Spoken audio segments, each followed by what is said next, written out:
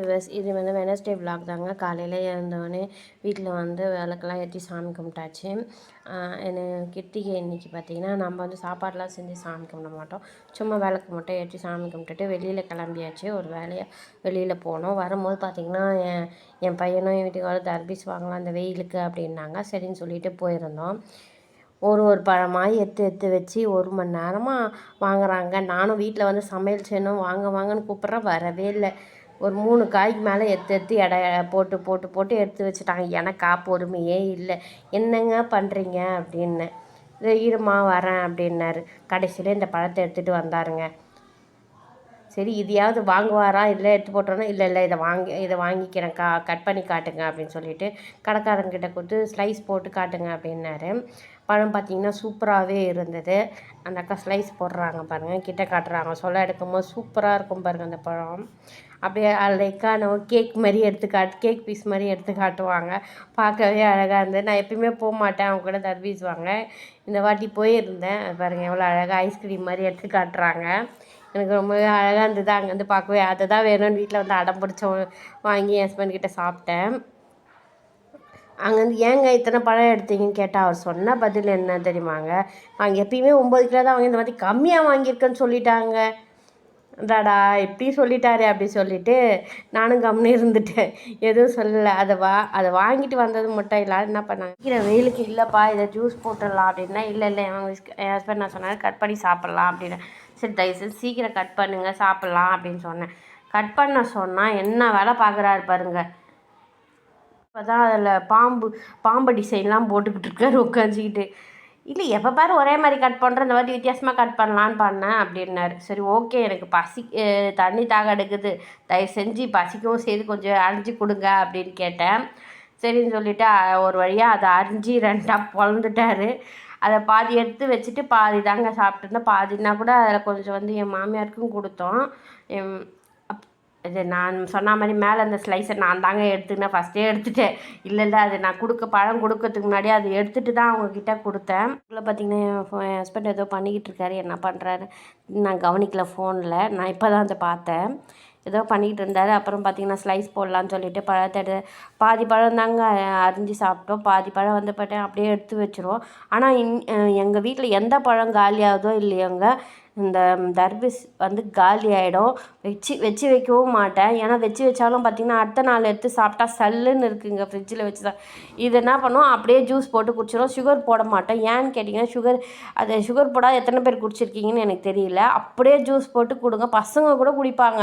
அதில் சுகர் இல்லைன்னே கேட்க மாட்டாங்க. என் பையனுக்கு கூட நான் கொடுத்துட்டு தான் இருக்கேன். சுகர் போடுறதே கிடையாது. இப்போ இதுன்னு மட்டும் இல்லை, எந்த பழம் போட்டாலும் சுகர் போடுறதே இல்லை. ஏன்னா அது சுகரில் இருக்க அந்த ஒயிட் சுகரில் இருக்க இதெல்லாம் வந்து இப்போ உடம்புக்கு நல்லது இல்லைன்றாங்க. அதனால் அவாய்ட் பண்ணிக்கிறேன் நான். ஆனால் இந்த தர்பீஸில் பார்த்திங்கன்னா சுகருக்கு தேவையான அளவுக்கு அதிலே இருக்குது. அப்படியே ஜூஸ் போட்டு வச்சுருவேன். அன்றைக்கி நைட்டோ இல்லை அன்றைக்கி ஈவினிங்கோ குடிச்சு காலி பண்ணுறவங்க அடுத்த நாள் வச்சு சாப்பிட்ற பழக்கம் நம்மக்கிட்ட சுத்தமாக கிடையாதுங்க. இப்போ தாங்க சாப்பிட்றது கிடையாது. அது முதல்ல சாப்பிட்டுட்டு இருந்தால் அது எங்களுக்கே பிடிக்கல. அதனால் வேணுன்றதை வாங்கி அப்போக்கப்பயே ஃப்ரெஷ்ஷாக சாப்பிட்டுக்கிறது. தம்பிக்கு ஸ்லைஸ் போட்டு கொடுக்க ஆரம்பிச்சிட்டாரு. ஹஸ்பண்ட் தம்பிக்கு போட்டு கொடுத்தா தான் அவர் திருப்தி ஆவார். எப்பயுமே அந்த நடுப்புற இருக்க பீஸ் அவர் தான் சாப்பிடுவார். அவருக்கு இவ்வளோ நேரம் பொறுமையே இல்லை. கட் பண்ணோடனே ஹஸ்பண்ட்கிட்ட வாங்கி சாப்பிட ஆரம்பிச்சுனா அப்படியே சாப்பிட்டுட்டு பூக்கடை சத்திரம் நம்ம வரும்போது பூக்கடை சத்திரமாக போய் வந்தோங்க. இதில் பூ வாங்கிட்டு வந்தால் என்னென்ன பூன்னு அப்புறம் சொல்கிறேன். அதுக்குள்ளே சாப்பாடு செய்ய டைம் ஆகிடுச்சு. இன்றைக்கி சிம்பிள் மெனு தாங்க பண்ணியிருந்தேன். ஒன்றுமே கிடையாது. ஒயிட் ரைஸ் வச்சுருந்தேன், உருண்டைக்குழம்பு. நேற்று வந்து கடல மாவு அரைச்சிருந்தேன், அதாவது வடை செய்யலான்னு சொல்லிவிட்டு கடலப்பருப்பு வடை. அது அப்படியே இருந்தது மாவு. சரின்னு சொல்லிவிட்டு அதை நம்ம அர்ஜென்ட்டுக்கு வெறும் காரக்குழம்பு வேணாரு. நான் என்ன பண்ணேன், அந்த மாவு இருந்தது 2 உருண்டை ஊற்றி போட்டு அதை உருண்டை குழம்பு ஆக்கிட்டேன். ஹஸ்பண்டுக்கு அது பிடிக்காது. அதனால் வெறும் குழம்பு தான் ஊற்றி சாப்பிடுவாங்க. எனக்கு என் பையனுக்கு எல்லாம் விரும்பி சாப்பிடுவோம். ஆனால் ஹஸ்பண்டுக்கு மட்டும்தான் பிடிக்காது. அதனால் நான் கடன்னு வைக்கணும், சரி ஏதோ ஒன்று போட்டு வைக்கிறத நம்ம இந்த உருண்டை போட்டு வச்சிடலான்னு சொல்லிவிட்டு உருண்டை குழம்பு மாதிரி வச்சுட்டேன். சைடிஷ் பார்த்திங்கன்னா அப்பளம் தாங்க பண்ணியிருந்தேன். தம்பிக்கு வந்து கலர் வத்தல், எனக்கு நீட்டு வத்தல், ஹஸ்பண்டுக்கு வந்து ரவுண்டு வத்தல் தாங்க பிடிக்கும். சரின்னு சொல்லிவிட்டு பண்ணியிருந்தேன்.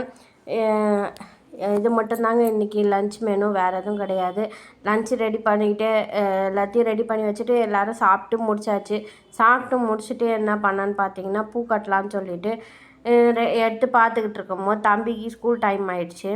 சரின்னு சொல்லிவிட்டு அவனை அமுச்சிட்டு கட்டலான்னு பார்த்தா, இல்லை இல்லை நீ எடுத்து கட்டுமா நான் பார்த்துக்கிறேன்னாரு ஹஸ்பண்ட். சரின்னு சொல்லிவிட்டு நானும் என்ன பண்ணேன், கடன்னு சாப்பாடு போட்டு சாப்பிட்டுட்டு நம்ம டாமுக்கும் எடுத்துகிட்டு போய் போடணும்ல, அவர் ஒரு ஜீவன் இருக்காருன்னு சொல்லிவிட்டு அவருக்கும் சைட் பை சைட் என் பையன்கிட்ட தயிர் சாதம் போட்டு கொடுத்துட்டேன். அவன் காரக்குழம்புலாம் போட்டு கொடுக்க மாட்டேன் அவனுக்கு தயிர் சாதம் போட்டு என் பையன்கிட்ட கொடுத்து அனுப்பிச்சா. அவர் எடுத்துன்னு போய் போட்டுட்டு வந்து தான் ஸ்கூலுக்கே கிளம்புனாரு.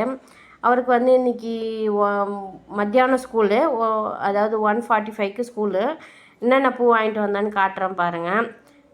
இன்றைக்கி வந்து டிசம்பர் வாங்கிட்டு வந்தேன். அப்புறம் வந்து காவாட்டான் வாங்கிட்டு வந்தேன். காவாட்டானில் வச்சு கட்டுறதுக்கு அந்த சின்ன சின்ன ரோஸ் இருக்கும் பாருங்கள், அந்த ரோஸு மெட்டியூலி ரோஸுன்னுவாங்க, அதை வாங்கிட்டு வந்திருந்தேன். இந்த டிசம்பர் வந்து 20 ரூபா தாங்க. காவாட்டா வந்து கிலோவே 120 ரூபா சொன்னால், நான் அரை கிலோ 60 ரூபான்னு சொல்லிட்டு வாங்கிட்டு வந்திருந்தேன். அப்புறம் பார்த்திங்கன்னா நான் சாமந்தி வாங்கிட்டு வந்தேன். அதை நான் உள்ளே வச்சிருந்தேன், அது எடுக்க மறந்துட்டேன். பூ வரைக்குமே எனக்கு இன்றைக்கி 100 தாங்க ஆச்சு. இது வரைக்கும் 100 ஆனதே இல்லை. என் ஹஸ்பண்டே ஐயோ என்னம்மா இன்றைக்கி 100 தான் ஆச்சு அப்படின்னு கேட்டாங்க. சரி எல்லாத்தையும் எடுத்து வச்சுட்டு தம்பியை ஸ்கூலுக்கு காமிச்சிட்டு அப்படியே கட்ட உக்காந்தோம் தானுங்க. எல்லாத்தையும் கட்டி முடிக்கிறதுக்கு அவ்வளோ நேரம் ஆச்சு. எனக்கு பூ கட்டுறதுலாம் ரொம்ப பிடிக்கும். உங்களுக்கெலாம் யாருக்கு பூ கட்டுறது பிடிக்கும்? நம்ம தெருவெல்லாம் வாங்க மாட்டோங்க, கடையில் பூக்கடை சத்திரம் தான் போய் வாங்கிட்டு வந்து பல்காக கட்டுவோம். அதுக்குள்ளே தம்பி கையை விட்டு நோண்டுறாரு பாருங்க நடுப்புற வந்து. ஈவினிங்குள்ளே கட்டி முடிச்சிட்டேங்க, ஏன்னா நான் ஸ்லோவாக கட்டுவேன். தம்பி வரத்துக்குள்ளே கட்டி முடிச்சு எல்லாத்தையும் எடுத்து வச்சாச்சு. உங்களுக்கு இந்த வீடியோ பிடிச்சிருக்கோன்னு நினைக்கிறேன். பிடிச்சிருந்தால் லைக் பண்ணுங்கள், ஷேர் பண்ணுங்கள், சப்ஸ்கிரைப் பண்ணுங்கள். பாய். அடுத்த வீடியோவில் பார்க்கலாம்.